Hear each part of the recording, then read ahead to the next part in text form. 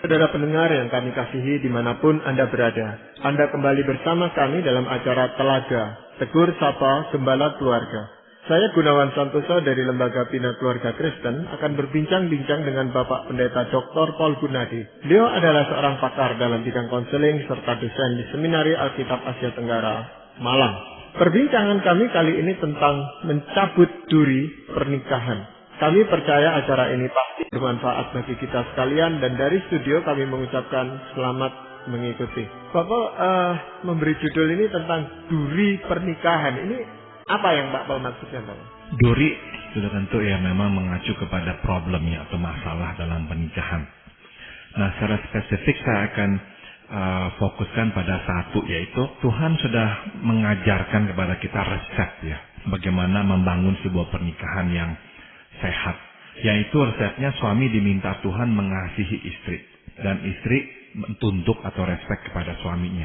Kalau saja kedua belah pihak menaati perintah Tuhan, maka pernikahan itu tuh walaupun bisa ada masalah dari luar dan sebagainya, akan tetap kokoh ya, akan tetap sehat dan bisa menghadapi tantangan-tantangan dari luar. Problemnya adalah kita tidak hidup dalam dunia yang ideal dan kita tidak selalu mengasihi istri seperti yang Tuhan inginkan, tidak selalu menaati suami seperti yang Tuhan inginkan pula. Nah, yang saya maksud dengan duri di sini adalah ketidakmampuan kita, baik itu mengasihi istri atau menaati suami. Nah, duri ini yang perlu kita cabut sehingga kita bisa kembali mengasihi istri dan menaati suami. Ya, mungkin memang yang menjadi masalah ini adalah mengasihi dan mentaati itu tidak ada suatu tolok ukur yang jelas bagi masing-masing gitu Pak Paul.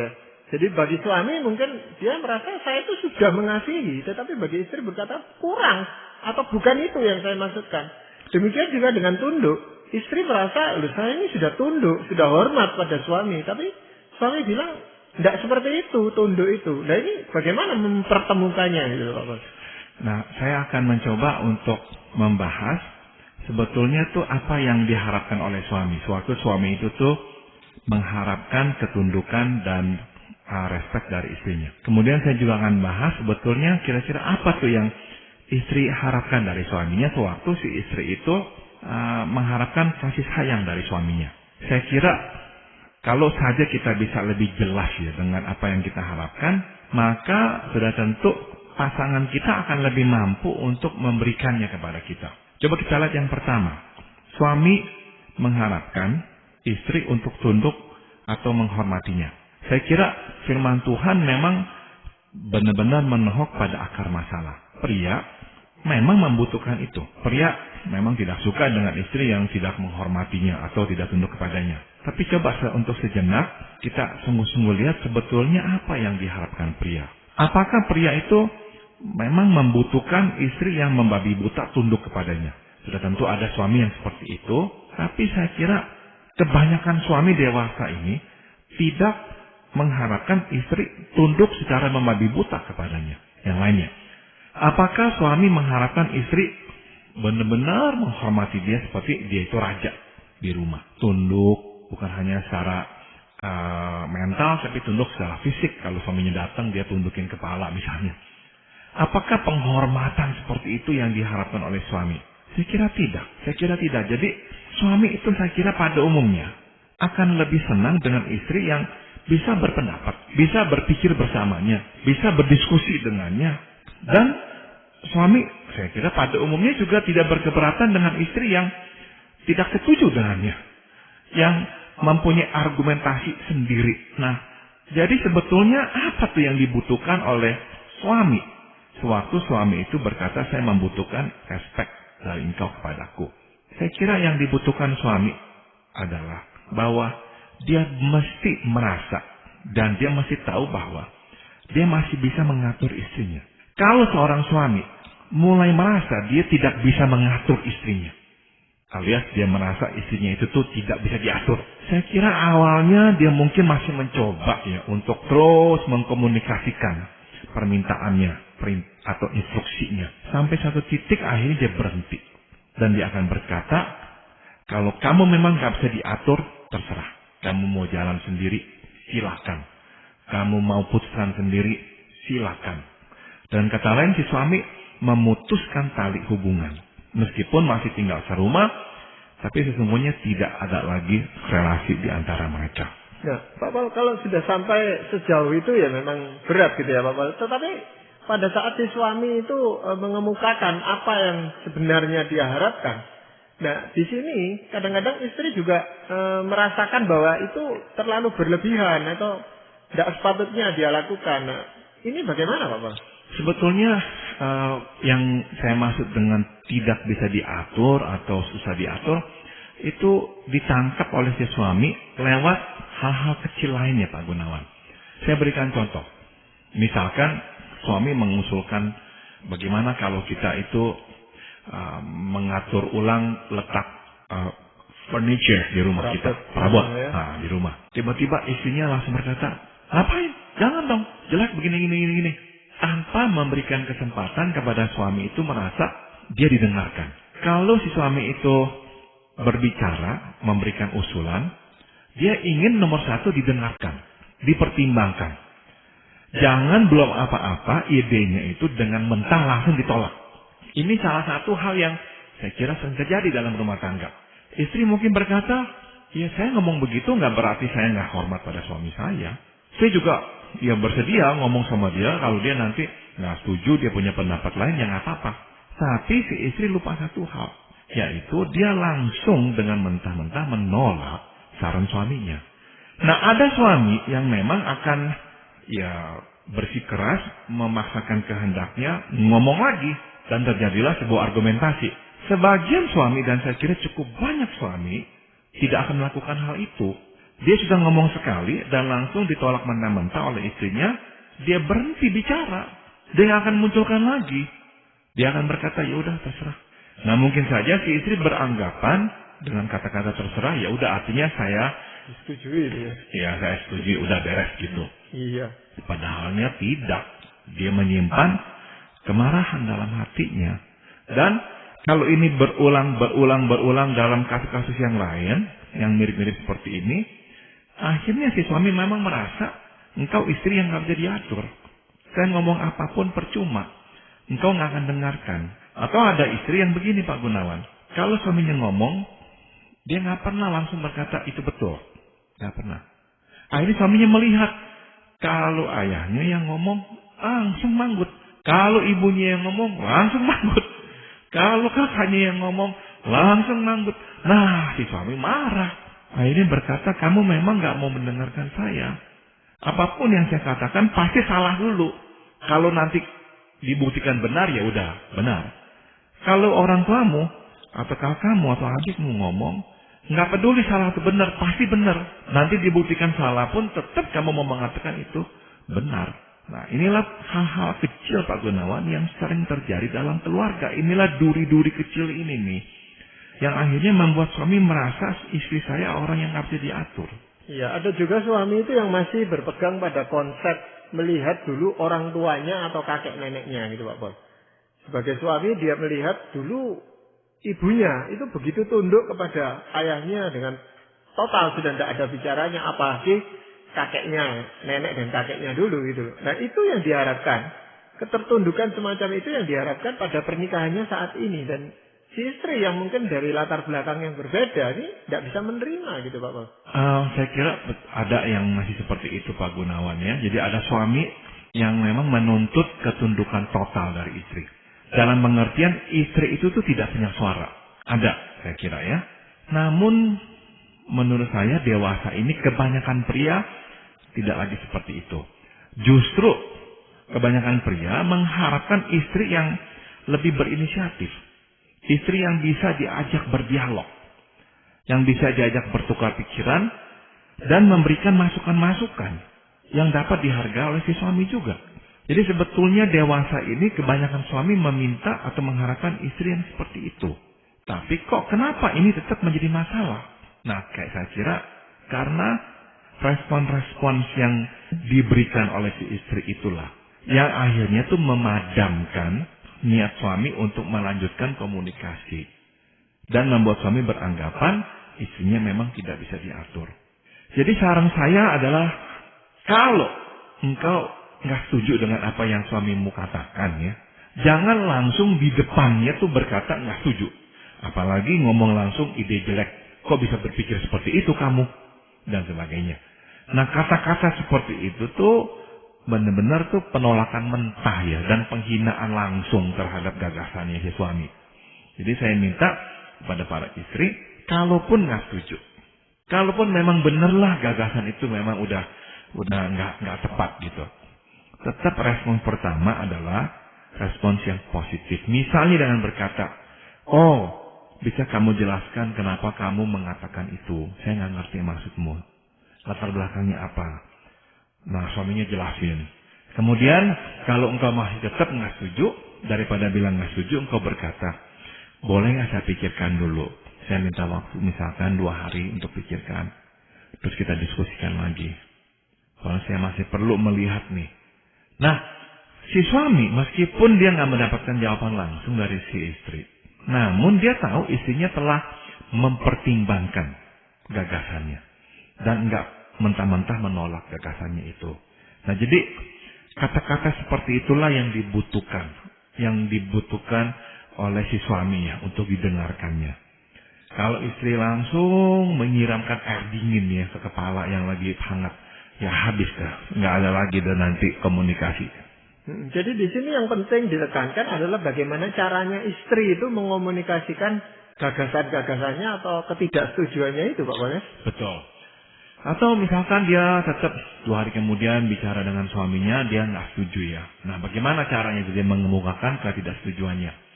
Saya sarankan, istri memulai dengan kata-kata, boleh nggak saya utarakan pendapat saya pribadi?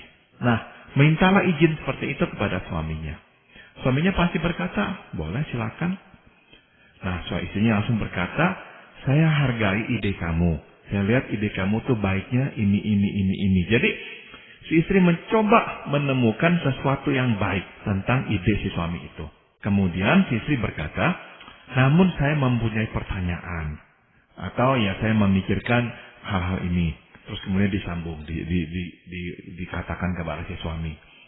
Nah, setelah itu, baru si istri berkata, boleh nggak saya berikan usulan? Nah, kemudian memberikan usulannya.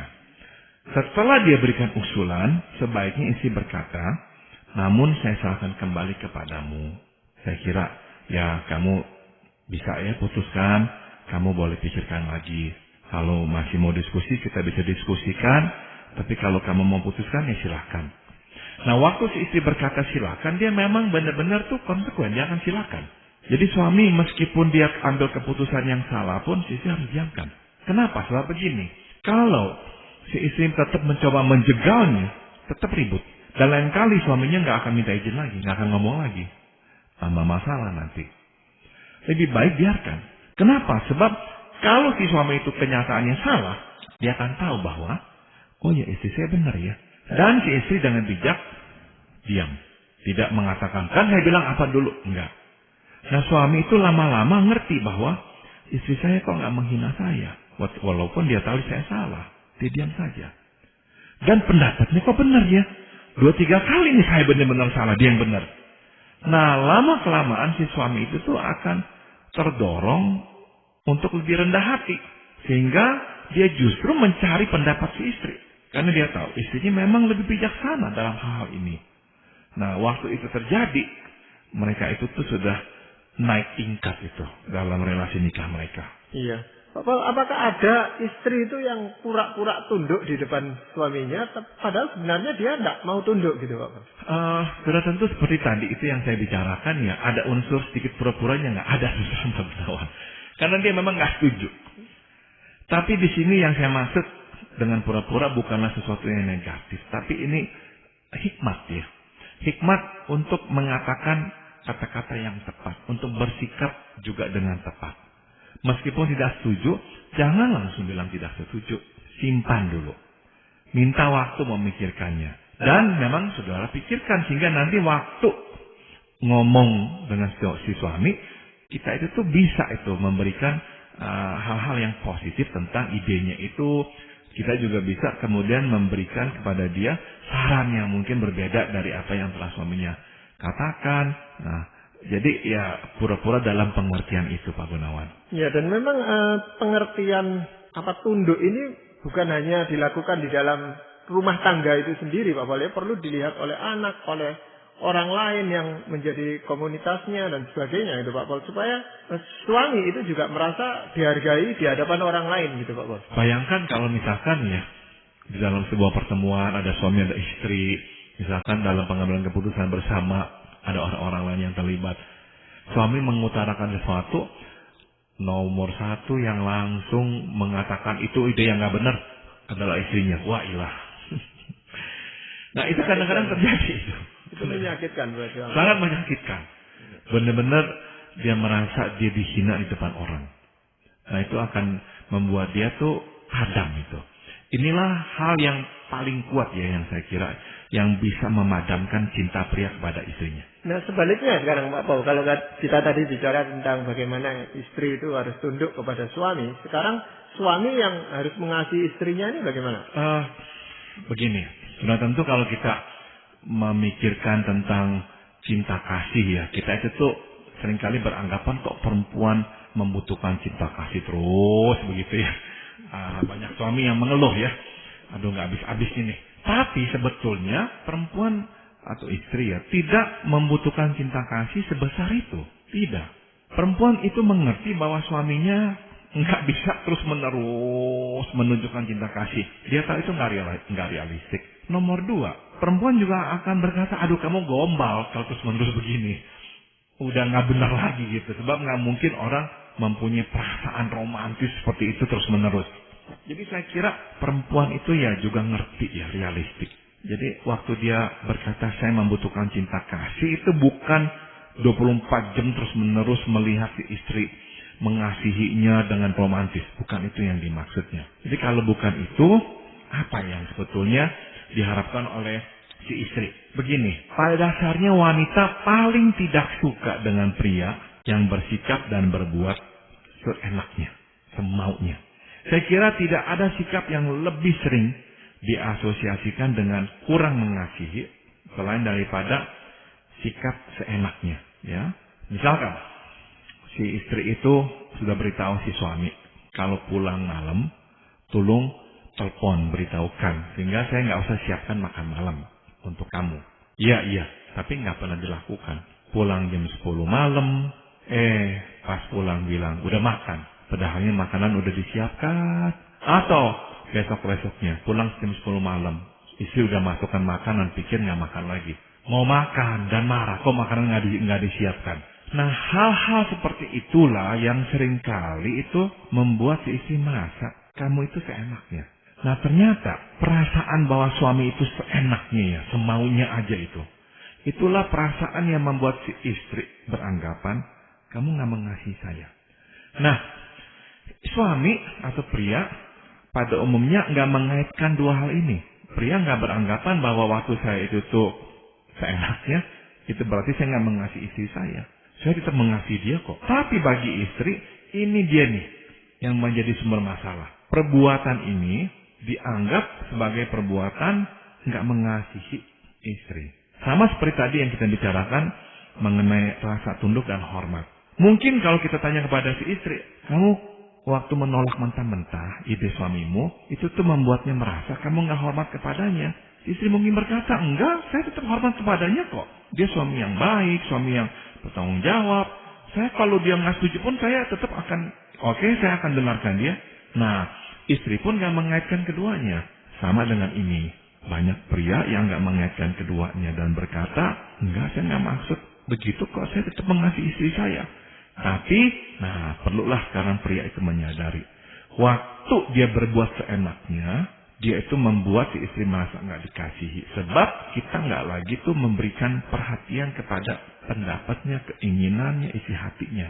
Ya, justru di situ Pak Paul ya, memberikan perhatian itu yang bisa membuat istri itu merasa dikasihi gitu. Perhatian, dan justru yang diminta ini perhatian yang kecil-kecil gitu Pak Paul, bukan perhatian yang besar-besar. Yang kecil-kecil ini juga penting untuk kita perhatikan gitu Pak Paul. Betul, dan sebetulnya kalau kita pikir-pikir nggak susah ya. Apa sih susahnya telepon dulu? Ya, apa sih susahnya telepon dulu? Tapi ada kalanya pria itu bisa bisa berantem soal beginian gitu.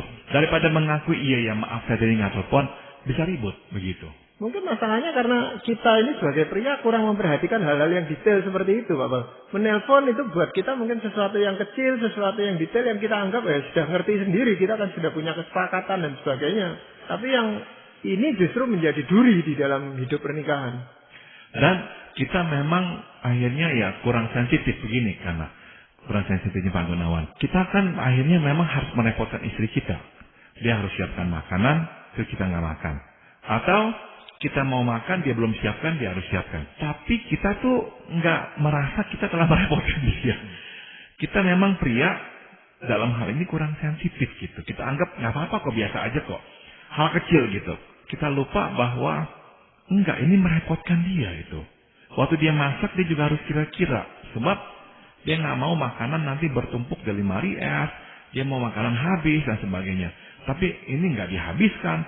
Kalau nggak disiapkan Toto minta makan, dia harus malam-malam keluarin daging yang udah dimasukin di freezer, udah beku, sekarang harus